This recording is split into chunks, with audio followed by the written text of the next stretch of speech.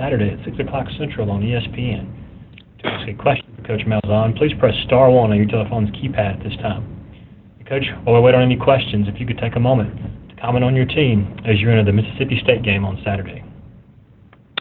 We're excited to be at home for our first SEC game. This is playing a very good Mississippi State team that got the best of us last year, so our guys are looking forward to the game. As is tradition, we'll start you off with Bob Holt on the Arkansas Democrat-Gazette. Hey, guys. I know how much you look forward to this. Hey, Bob. Hey. You had a birthday, huh? Yeah. It's good to have you. Yeah, happy birthday, man. Oh, thanks. Appreciate it.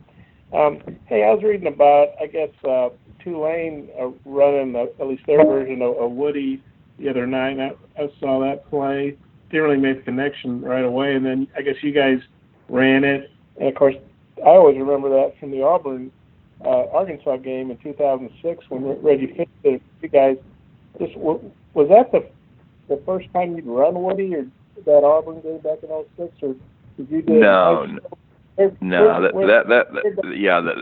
that's a different version.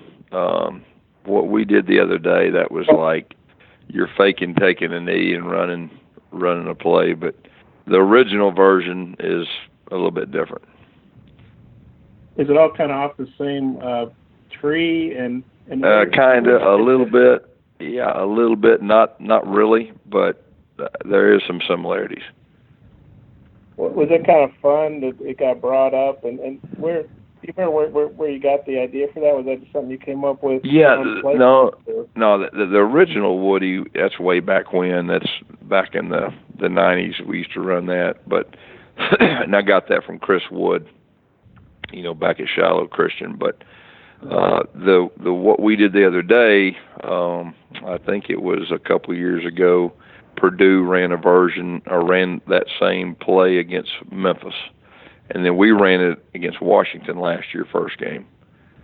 And so just something we carry each year, and sometimes it works, sometimes it doesn't.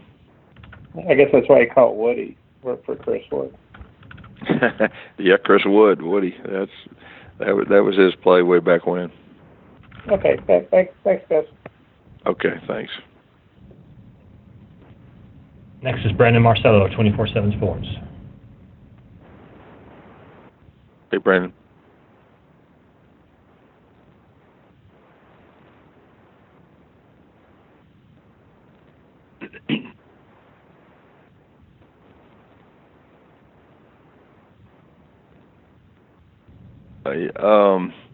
Tell you what, that's a good question. We, our guys have really done a super job, probably as far as execution goes in the second half. Once things settled down, and that we kind of had an idea of what the defense was giving us, I'd say that's probably the biggest reason would be our execution of our players.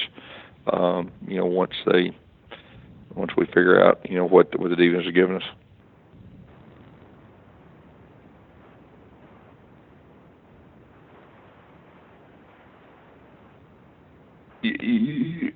Yeah, you would hope so. I mean, we pride ourselves on being in better condition, and our guys have done a super job with that kind of stuff. So, I'd like to think that has something to do with it.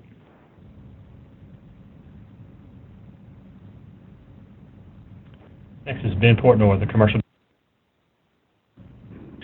Hey, Coach. Just going into this week, obviously, y'all have as good a defensive line as there is in the country, but with a guy like Colin Hill coming in, what's kind of the challenge of keeping him in check, and how do you kind of game plan for a guy like that, as dynamic as he is?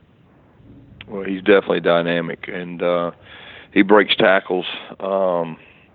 He's a big guy and can do a lot of different things. So, he's one of the best in our league, and it'll be a good challenge for our defense. And kind of on that front, just with Tommy Stevens being banged up and not necessarily with a quarterback named going into the week, does that change anything for y'all in terms of game planning? Or no, not really.